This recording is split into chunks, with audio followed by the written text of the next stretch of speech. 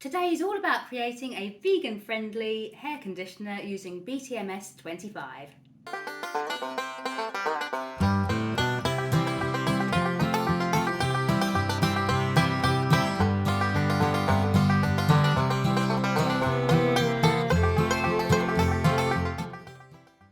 Hey everyone, welcome back to our YouTube channel. I'm Anne, and along with my good friend Wayne, we run this channel and the Sussex Handmade Soap Company, which is a small bath and body business based in the southeast of the UK.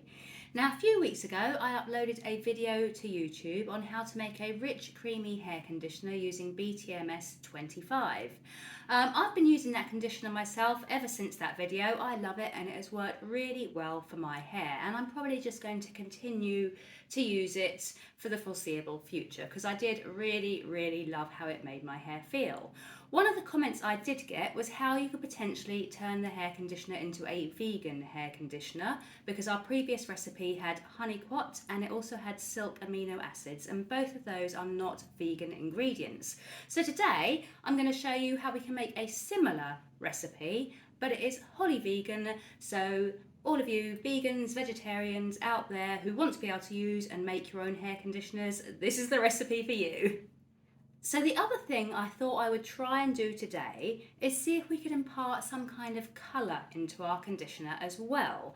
And the way I thought we would try and do that is by infusing some Alkanet root into our oil. And today we are using olive oil. Olive oil will penetrate the hair shaft, so it's a good option for a hair conditioner. It perhaps won't penetrate quite as well as coconut oil, but it's still going to get into your hair and leave it feeling lovely, soft, smooth, silky, all of that. So we are using olive oil, and that is a good option for dry, thick hair, damaged hair, things like that. So this conditioner is perhaps more geared towards those of you with thick, dry, frizzy hair. Not to say you couldn't use it if you haven't got that kind of hair type, but it is perhaps more geared to that kind of hair type. So our olive oil has been infused with Alkanet root, and that is what is giving it this pink colour.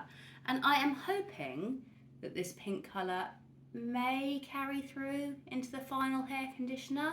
I'm a little bit doubtful, being honest, because we have got so many other ingredients. I'm not sure it's going to be strong enough to carry through, but we can give it a go, can't we, and see what happens.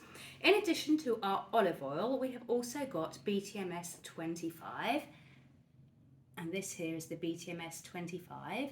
This is an emulsifier, so it's going to emulsify our recipe, but it's also a really good conditioning agent. It is cationic, which means it's positively charged, so it's going to be drawn to your hair, which is negatively charged, and that is going to result in it giving your hair a very fine coating. It's not something you're going to be able to feel, it's not going to feel sticky or horrible, it's just going to give your hair a nice fine coating and leave it feeling soft and smooth and lovely and conditioned.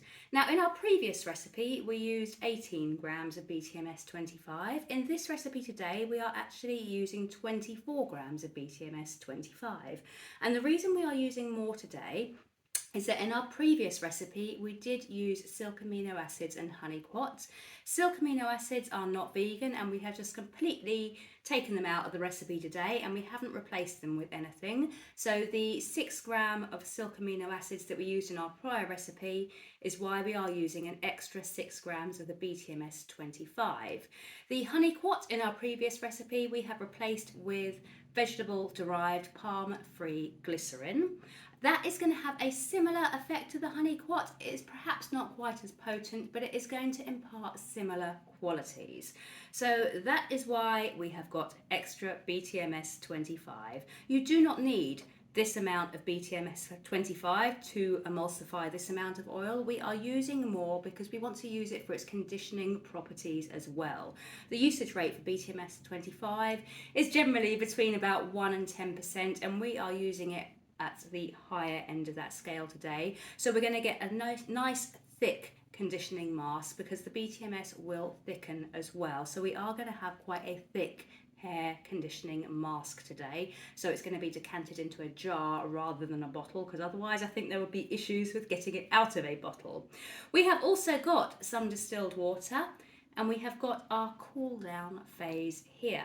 And in our cool down phase, we have got our preservative 12. It is super important to use a preservative because we have got water, and where there is water, there is life. So a preservative is not optional, it is required. We have also got our glycerin in our cool down phase, and we have got our essential oils. And today we are using lavender, cedarwood, and orange. Lavender and cedarwood, I'm using both of those because they are good for hair. The orange I'm just using because I think it'll blend nicely and really kind of give a nice scent, because lavender and cedarwood together would work, but I kind of want a hit of citrus in it as well. That is why the orange is in there. And the last ingredient that we have got in our cool down phase is our D-panthenol. And D-panthenol is really good for hair. You could use DL-panthenol. There are two different kinds of panthenol. I'm not going to go into massive detail on them now. There's D and there is DL. D-panthenol is generally better, but you could quite easily use DL-panthenol. D-panthenol tends to be used more in skin conditioning creams and ointments, and it's not so essential for hair, but I didn't have DL-panthenol, so I went with D, which is slightly more expensive. So all that waffle out the way, let's get on and show you how we're going to make this conditioning mask. So the very first thing I'm going to do is just quickly weigh my water in its vessel and note down how much it weighs, 336 grams. And that is because we may lose some of this water to evaporation when we go into our water bath, so we need to be able to top it back up to 336. And the next thing that we are going to do is add our BTMS 25 into our oil, and this will form the oil phase of our emulsion. And this is going to need to be heated in a water bath to melt the BTMS 25. So I'm going to place it in a saucepan surrounded by water, and then I'm going to gently heat it until the BTMS 25 has properly melted. I'm not going to show me doing that today because it is a bit of a faff to shift everything around, going back and forth to the oven hob, but I will melt it over there and then bring it straight back here once it has melted. And we are also going to heat our water phase in a water bath as well. So I'm going to go and do that now, then I shall come back when they are both heated.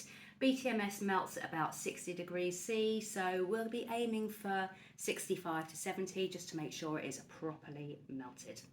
So our oil phase is melted and is just sitting on the hob keeping warm. I'm now going to re-weigh our water phase, which is also warm, and replace any water that has been lost due to evaporation. And we have lost a bit. We're now measuring 316, so we've lost 20 grams of water. I'm just going to top that back up to 336, and I'm just going to add some cool distilled water to bring it back up to 336. So our oil phase is here, and I'm being careful. I have touched this very quickly and gently to make sure it's not too hot for me to handle. That is our melted oil phase there, and I'm going to pour this into our water, and then I'm going to use a stick blender to blend it together. And I'm going to give it a good blend with our stick blender for probably 30 to 45 seconds, and it is important to blend with a stick blender because that is what helps to form a stable emulsion.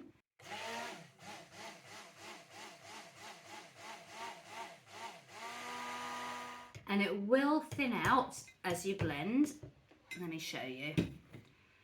So as you can see at the moment, that is really thin. It's kind of looking a little bit like a strawberry milkshake actually, but do not drink it.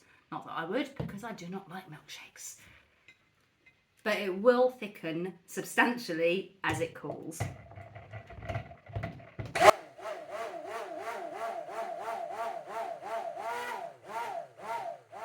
And I'm just going to continue stirring the mix as it cools down, and we need it to be below 40 degrees C for us to be able to add in our cool down ingredients.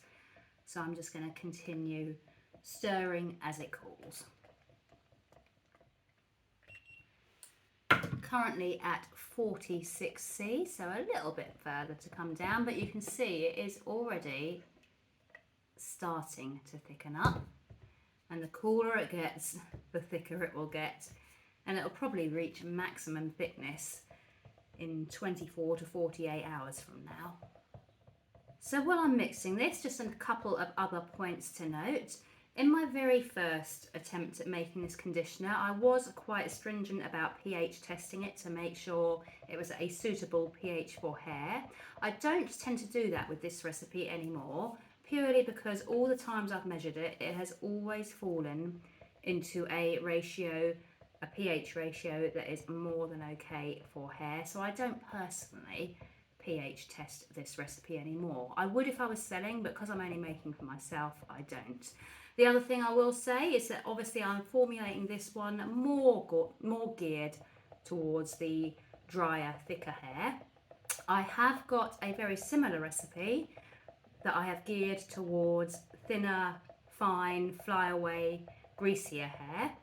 And I'm actually going to do a video of that, but I'm going to upload that one to our Patreon as a Patreon exclusive video. So I will do that the same week that this video goes live. There will be another video on Patreon showing our fine, greasy hair version of this conditioner.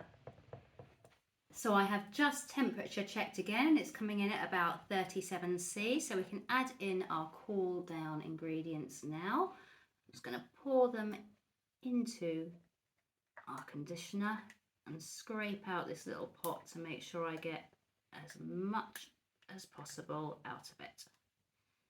And now I'm going to mix them in really well using this spatula.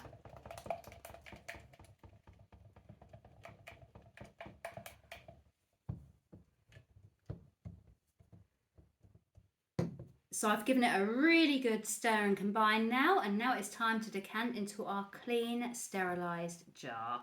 I'm just going to tip it in, and this will be so much thicker by tomorrow. Probably even within a couple of hours it will be a lot thicker. This is a 250 gram jar, which we should manage to just about fill. And there we have our rich, creamy, vegan version of our hair conditioner. And I have to say, it is smelling amazing. I am really liking that combination of the lavender, cedarwood and orange. The orange note kind of hits you first, and then you have the depth of the cedarwood, and the lavender's kind of in there intermingling with it all. So I'm really happy with the scent. Also, let's talk about this colour for a bit. That Alkanet, I am so happy with the colour the Alkanet has given us. It's a very pale baby pink. So some of that bright red really has been diluted, but it's diluted it down to the most gorgeous pale pink colour. I am very happy with how that colour has turned out.